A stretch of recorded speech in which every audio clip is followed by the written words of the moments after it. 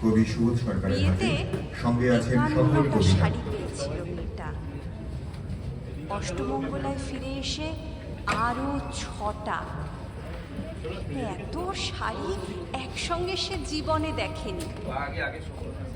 আলমারির প্রথম থাকে সে রাখলো সব নীল শাড়িদের।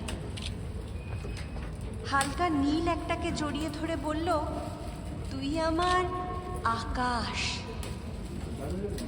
দ্বিতীয় থাকে রাখলো সব গোলাপিদের। একটা গোলাপিকে জড়িয়ে ধরে সে বলল, তোর নাম অভিমান।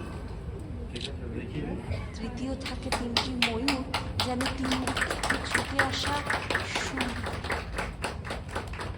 তেজপাতা রং যে শাড়িটার, তার নাম দিল বিষাদ। সারা বছর